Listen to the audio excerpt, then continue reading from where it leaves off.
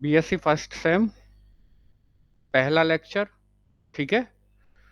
और क्योंकि पहला लेक्चर है तो पहले क्या काम करूं कि इस चीज पर बात करूं कि किन चीजों पर जाकर अटकते हैं या किन की रिक्वायरमेंट पड़ेगी। ठीक है। तो सपोज टू भी पहले चैप्टर से ही शुरू कर रहे हैं और पहला ही टॉपिक उठा लिया हमने, सीक्वेंस। ठीक है। पहले टॉपिक का क्या नाम है? सीक्वेंस। क्या 12वीं क्लास में होता है? सबसे पहली बात तो यही है।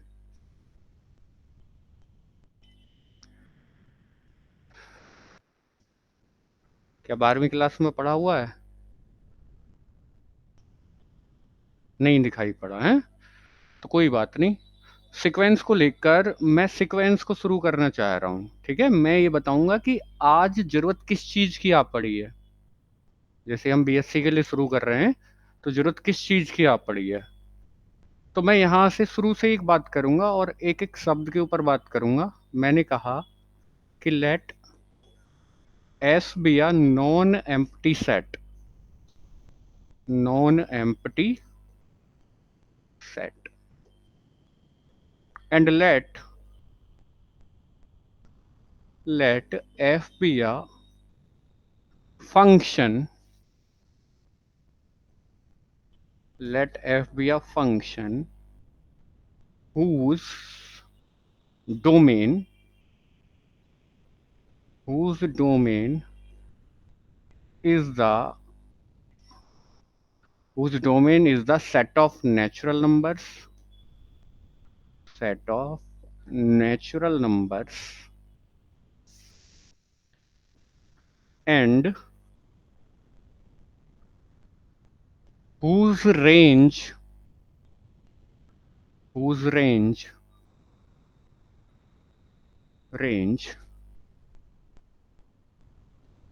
is a subset of S. Then the function f is called a sequence in S। ऐसे करके हमने शुरू किया क्या? सीक्वेंस। ठीक है। लेकिन सबसे बड़ी चीज ये कि हमारा पढ़ाने का तरीका ये ही रहा है, आप बाकी भी देखोगे कि ठीक है, लेट का मतलब मैं जानता हूं, मैं नॉन एम्प्टी तक कह सकता हूं, लेकिन मैं बिल्कुल बात करना चाहूंगा पहले किसके ऊपर? सेट के ऊपर। सुना है ना? समुच्चय हिंदी वालों के लिए। लेकिन हिंदी हम यहाँ भूल जाते हैं। हम इस प्रकार यहाँ पढ़ाई करते हैं कि हिंदी और इंग्लिश सबके मायने चेंज हो जाते हैं। मतलब कोई ऐसी चीज नहीं रहती कि जो समझ में ना आती हो हिंदी वाले के लिए। मैं खुद यूपी बोर्ड का पढ़ा हुआ हूँ। ठीक है। तो सबसे पहले किसके ऊपर बात? सेट के ऊपर। And let F be a function. एक और डेफिनेशन मेरे सिर पर आकर बैठ गई। किसकी डेफिनेशन? फंक्शन की। भाई मैं इसको तब जानूंगा जब मुझे क्या आता हो? फंक्शन आता हो। पहली बात तो मुझे पता क्या किसका हो? सेट का। और उसके बाद किसका पता हो? फंक्शन का। अब मैंने जानकारी जुटा ली कि मुझे फंक्शन की डेफिनेशन याद हो गई। उसके बाद मैं काम कर लूंगा किसके ऊपर? डोमेन के ऊपर। ठीक है। Whose domain is the set of natural number. अब ये नेचुरल नंबर का सेट क्या होता है? ठीक है। कि सर ने तो बोल दिया कि भैया डोमेन क्या होगा? नेचुरल नंबर का सेट होगा, लेकिन हम जानते ही नहीं है नेचुरल नंबर कौन से होते हैं। ठीक है। हम नहीं जानते फंक्शन के लिए डोमेन क्या है। ठीक है। फिर आगे बढ़ा, whose range is a subset of S. ठीक है। तो तब जाकर ये जो फंक्शन है जिसका जिक्र कर रहे हो, इस फंक्शन को मैं क्या बोल दूंगा? सीक्वेंस बोल दूंगा। किसके अंदर? एस के अंदर। तो मेरे सामने जैसे ही मैं पहला टॉपिक खोलकर बैठा, मेरे सामने बहुत सारी चुनौतियां आ गई। देखिए, मैं हम जो कंसीडर कर रहे हैं ना, आप जो हमारे पास पढ़ने आए हो, हम जो कंसीडर कर रहे हैं, हम ये मानते हैं कि आपने 12वीं क्लास में कुछ नहीं देखा, या देखा तो उसको भूल गए। ठीक है। तो पहले सबसे पहले किसकी डेफिनेशन तैयार की जाए? सेट की। फिर उसके बाद सेट के बाद समझा जाए किसको? फंक्शन क्या है। उसके बाद किसके ऊपर बात की जाए, डोमेन के ऊपर, कि फंक्शन का डोमेन क्या होता है। फिर कुछ वेल नोन सेट्स के ऊपर बात की जाए, जैसे नेचुरल नंबर का सेट है, ठीक है। उसके बाद बात की जाए किसके ऊपर, रेंज। जब मैं इन सारी चीजों को जान लूं तब मैं क्या पढ़ने लायक हूंगा, सीक्वेंस, ठीक है। तो जब तक डेफिनेशन क्लियर नहीं होती मैथ में तब तक चीजें आगे नहीं बढ़ती। तो हमारे सामने पहले क्या चुनौती है कि हमें क्या सीखना है, पहले सेट की डेफिनेशन, फिर फंक्शन की, डोमेन की, नेचुरल नंबर की, और रेंज वगैरह, ये सारा सब कुछ मालूम करना है, ठीक है। तो इसके लिए एक काम किया जा सकता है बहुत बढ़िया, आप तो हमारे सब अपने स्टूडेंट हो, ठीक है। इसके लिए एक काम किया जा सकता है कि मैं हल्का सा सेट का इंट्रो आपको दे देता हूँ, ठीक है। सेट के ऊपर थोड़ा सा काम कर लेते हैं, और मैं आपको मेरे ही यूट्यूब चैनल पर पड़ा हुआ है, बहुत बढ़िया लेक्चर डिजाइन है वो, जिसमें सेट, रिलेशन, फंक्शन इनके ऊपर काम हो रहा है। तो आप सारे देख डालो, ठीक है। मैं प्लेलिस्ट बता देता हूँ कि प्लेलिस्ट क्या है। यूट्यूब से देखना है, उसका काम करना भी है, आपको समझना भी है उसको, तब आप कैपेबल हो पाओगे क्या पढ़ने के, सीक्वेंस के। तो एक काम करना कि हालांकि देख पाऊंगा कि वो वीडियो यहाँ पड़ जाएंगी तो ठीक है, क्योंकि हमारा जो सिलेबस शुरू होगा वो सीक्वेंस से होगा। हम कल उठाकर क्या पढ़ेंगे, सीक्वेंस। लेकिन आपको जानकारी होनी चाहिए सेट के विषय में, फंक्शन के विषय में, डोमेन, फंक्शन का डोमेन क्या होता है, नेचुरल नंबर का सेट क्या होता है, इंटीजर का सेट क्या होता है, ठीक है, रेशनल नंबर का सेट क्या होता है, इरेशनल नंबर का सेट क्या होता है, रियल नंबर का सेट क्या होता है। अगर हिंदी में बात करूं तो ये हो गया प्राकृतिक संख्याओं का समुच्चय, ठीक है, और वास्तविक संख्याओं का समुच्चय, परिमेय संख्याओं का समुच्चय, ठीक है। आपने ऐसे पढ़ा हुआ होगा, लेकिन आप तब जाकर इस जुबान को रिलेट कर पाओगे जब पहले वहां से उठाकर उन चीजों को क्लियर करोगे कि सेट क्या होता है, ठीक है। डेफिनेशन यहां भी मैं दूंगा हालांकि, क्योंकि इतना छोटा लेक्चर नहीं करेंगे। तो आप एक काम करना कि चैनल तो हमारा आपको मिल ही जाएगा, ठीक है, मैथमेटिक्स बाय मनीष नाम से ही है, और उसमें प्लेलिस्ट में जाना और एलजेब्रा वाली देखना, ये वाली प्लेलिस्ट, ठीक है। एलजेब्रा ऐसे लिखी हुई है, algebra BSc third, BSc third, और थर्ड सेम 2025, थर्ड सेम 2025, ये वाली प्लेलिस्ट है। इस वाली प्लेलिस्ट के लेक्चर नंबर 1 से लेकर आप 4 तक करें, ठीक है, 1 से लेकर 4 तक। आप ऐसे निखर जाओगे कि ये सारी चीजें फिर आपके लिए कुछ नहीं होंगी, ठीक है। बहुत बढ़िया समझा रखा है, ठीक है जी। एक minute.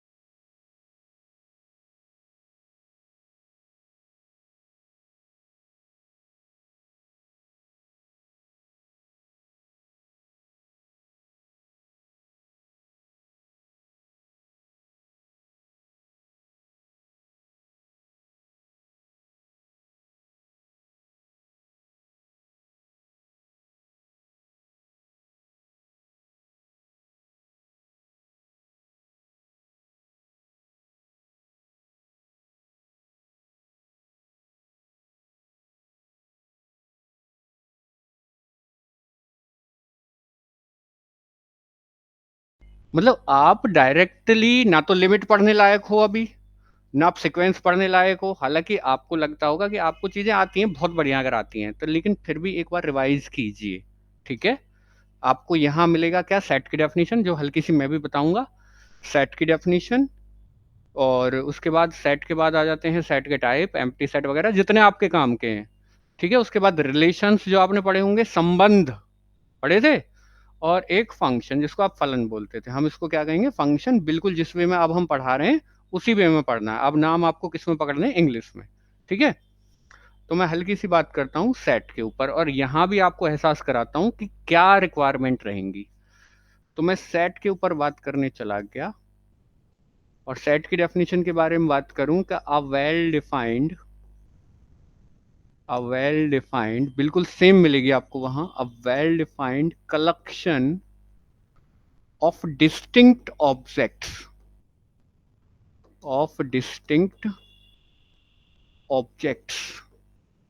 Is called a set,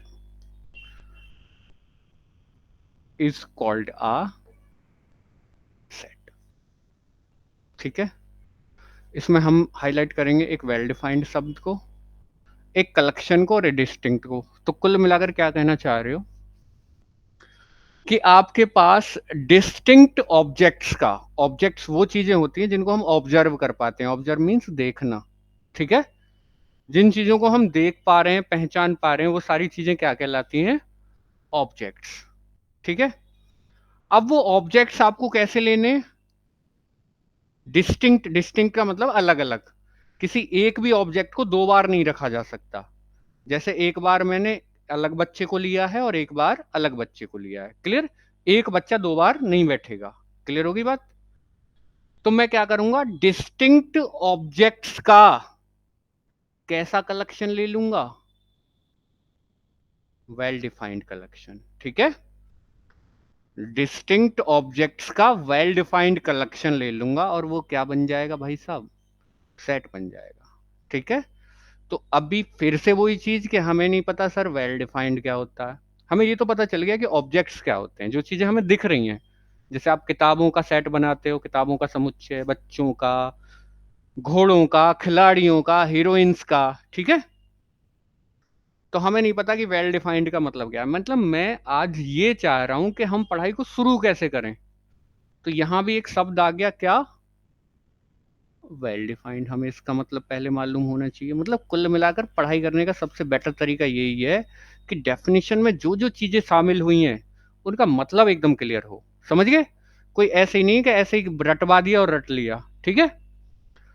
तो यहाँ काम करेंगे। तो मैं पहले वेल डिफाइंड के लिए लिख देता हूं कि बाय वेल डिफाइंड यानी मतलब क्या है मेरा, by well defined we mean that we mean that there is no ambiguity there is no ambiguity regarding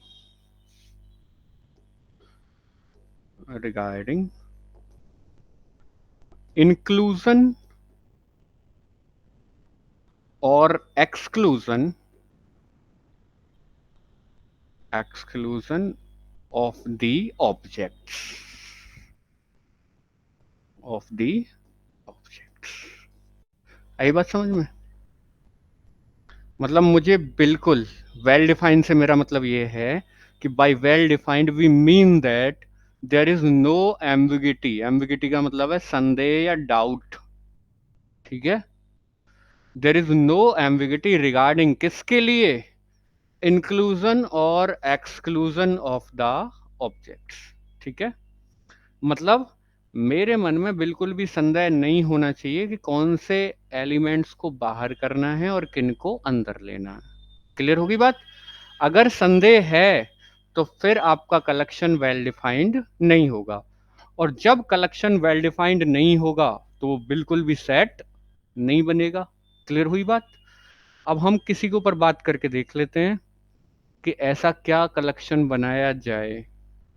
आपसे मैंने पूछा सपोज टू बी कि अच्छी बुक्स का कलेक्शन उठाइए। किसका, अच्छी बुक्स का। अच्छी बुक्स का क्या उठाइए, कलेक्शन। देखते हैं सेट की तरफ जाता है या नहीं, ठीक है। तो उसको नाम दे रहे हैं हम सपोज टू बी ए। तो अच्छी बुक्स का बताइए कलेक्शन। ज्यादा मत बताना, इतनी बता देना कि इस पर आ जाए बोर्ड पे। किन बुक्स को आप अच्छा मानते हैं। हाँ, फिजिक्स केमिस्ट्री इंग्लिश, बस इतना बहुत है। फिजिक्स की बुक 12वीं क्लास की है ना, ऐसे लिख लूं कि फिजिक्स की बुक 12वीं क्लास वाली और केमिस्ट्री की बुक 12वीं क्लास वाली और एक इंग्लिश की। ठीक है, मैथ वाली को हमने नहीं रखा अच्छी में। अब यहां एम्बिगिटी का चक्कर ये आया कि आपने तो वो दे दी जो आपको अच्छी लगती हैं। अगर मैं आपकी बहन से कहूं ये कि अच्छी बुक्स का कलेक्शन दो, तो जरूरी थोड़ी ये नहीं देगी भाई, जो उसको पसंद होगा वो उसे देगी। क्लियर? वो क्या पता उसको एक भी पसंद ना हो, वो कुछ भी ना बोले। ऐसा भी हो सकता है कि हमें जी तो एक भी बुक अच्छी नहीं लगती। तो क्या हर आदमी इसी चीज को लिखेगा? अपनी चॉइस बेस हो जाएगा? तो यहाँ जो अच्छी बुक का कलेक्शन मैं बोल रहा हूं उसमें एम्बिगिटी है, यानी हर आदमी के मन में संदेह है कि किस चीज को बाहर रखा जाना है और किस चीज को अंदर। तो मौजूदा टाइम पर जो ये कलेक्शन आया अच्छी बुक्स का, ये वेल डिफाइंड नहीं है। ठीक है, मैं कह दूंगा not well defined, not well defined. तो भैया ये क्या नहीं बना, ये सेट नहीं बना। ठीक है, उन्होंने कहा था कि डिस्टिंक्ट ऑब्जेक्ट का वेल डिफाइंड कलेक्शन ही सेट बनता है। अब कुछ और बात करें जहां चीजें वेल डिफाइंड की तरफ जाएं। अब मैं पूछता हूं, कुछ अच्छा सा पूछ लेता हूं। ठीक है, मैं पूछ लेता हूं कि पांच को नहीं, चार को ले लो। चार को भाग करने वाले, चार को, चार तो जानते हो, चार को भाग करने वाली संख्याओं का कलेक्शन दो मुझे, पॉजिटिव संख्याओं का कलेक्शन। चार को भाग करने वाली, जिनको, जिनसे चार भाग हो जाता है। दो, एक से भी हो जाएगा, और खुद चार। ठीक है, तो अब मैंने ये लिखा, तो इसमें एक तो आपने एक को बैठाया है, आप खुद कह रहे हैं। एक किसको बैठाया है? दो को। और एक किसको बैठाया है? चार को। ठीक है जी। अगर सेम क्वेश्चन मैं आपकी बहन से पूछता, ठीक है, या आपके भाई से पूछता, या आपके पिताजी से पूछता, या मोहल्ले में किसी और से पूछता, तो क्या वो अलग आंसर करते इसके लिए? नहीं करते, वो भी इनको ही देते। तो यहां किसी को भी कोई संदेह नहीं है कि किन चीजों को इस कलेक्शन के अंदर लेना है और किन को बाहर रखना है। क्लियर हुआ बिल्कुल? ऊपर वाले में संदेह था और इसमें किसी को संदेह नहीं है।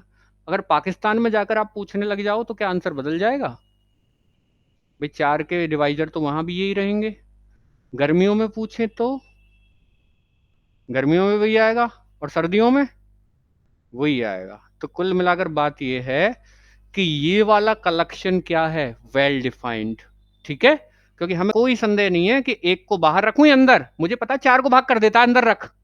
ऐसे ही दो को अंदर रख, चार को अंदर रख, क्या चार को भाग कर देता है? क्या छह को रख सकता हूं इसमें? नहीं, आप भी मना कर रहे हैं और मैं भी, और आपके पिताजी भी मना करेंगे, और मोहल्ले के सारे लोग मना करेंगे। तो ये वाला कलेक्शन कैसा है? Well defined. ठीक है, वेल डिफाइंड, वेल डिफाइंड। और वेल डिफाइंड है तो पक्का ये क्या बनेगा? नीचे वाला सेट बनेगा। ठीक है, तो ऐसे करके चीजों को शुरू किया जा रहा है। अभी किसके ऊपर बात हुई है? सेट के ऊपर। ठीक है, सेट। अभी यहां पहला पड़ाव ये था कि आप पहले जान लो किसको? सेट को। उसके बाद आप जान लो किसको? फंक्शन को। ज्यादा काम नहीं है। फिर फंक्शन की डेफिनेशन आती ही पता चल जाता है कि फंक्शन में कौन चीजें डोमेन होती हैं और कौन कोडोमेन होता है। कौन कौन सा सेट? नेचुरल नंबर का सेट, कुछ वेल नोन सेट्स वहां आ जाएंगे, और फिर रेंज के ऊपर बात होकर आप शुरू कर लेंगे अपना सीक्वेंस। लेकिन इसके लिए आप एक काम करें, जैसे ही हम सीक्वेंस को शुरू कर रहे हैं, आप प्लीज जाकर ये प्लेलिस्ट के 2 या 3 4 लेक्चर आप पहले से शुरू करें और मैक्सिमम 4 या 5 तक जाने का प्रयास करें। ठीक है, बहुत छोटे छोटे, बहुत प्यार से वहां सेट समझाया गया है। कोई दिक्कत आती है तो अगली क्लास में बिल्कुल पूछेंगे। ठीक है, लेकिन यहां से एक बेस तैयार हो गया कि कैसे करके। देखिए, पढ़ाई का ज्यादातर मामला यही होता है कि आपको वो चीजें बता दी जाती हैं जिनकी डेफिनेशन तक नहीं मालूम, और वहीं से फिर शुरू होता है रटने की प्रक्रिया। ठीक है, लेकिन मैथमेटिक्स एकमात्र ऐसा सब्जेक्ट है जिसमें रटना आपको नहीं पड़ता। तो आप जब इन चीजों के मतलब समझ जाओगे, अब अभी ये बात हुई सेट की डेफिनेशन की, क्या इसमें कुछ ऐसा रहेगा अब रटने जैसा कि डिस्टिंक्ट ऑब्जेक्ट का वेल डिफाइंड कलेक्शन क्या कहलाता है? सेट। अगर मैं आपसे कभी कहीं जाकर सेट की डेफिनेशन पूछ लूं, तो आप मुझे ऐसे मत बताना a well defined collection of distinct objects is called a set. ये तो इंग्लिश में हो गया, लेकिन असल मीन कैसे निकल कर आएगा? आप हिंदी में ही बताओगे, सोचते आप हिंदी में हो कि सर वेल डिफाइंड कलेक्शन का कोई भी distinct well defined sorry distinct objects का कोई भी वेल डिफाइंड कलेक्शन ले लूं, वो क्या कहलाएगा? सेट कहलाएगा। आगे बात समझ में? अब मैं तुरंत सवाल करूंगा कि इस बच्चे को फंसाऊं कि इसको पता है या नहीं। मैं कहूंगा तू वेल डिफाइंड बोल रहा है, तो मुझे मतलब बता वेल डिफाइंड का। तो आप कह दोगे कि वेल डिफाइंड से हमारा मतलब ये है कि मेरे मन में कोई संदेह ना रहे, ठीक है, कोई संदेह ना रहे कि कौन लोग अंदर आएंगे और कौन बाहर रहेंगे। क्लियर? तो आप ये वाली प्लेलिस्ट करके आइए बिल्कुल, और हम तैयार हैं क्या करने के लिए? सीक्वेंस पढ़ने के लिए। आपको बहुत बढ़िया समझ में आएगा। आया?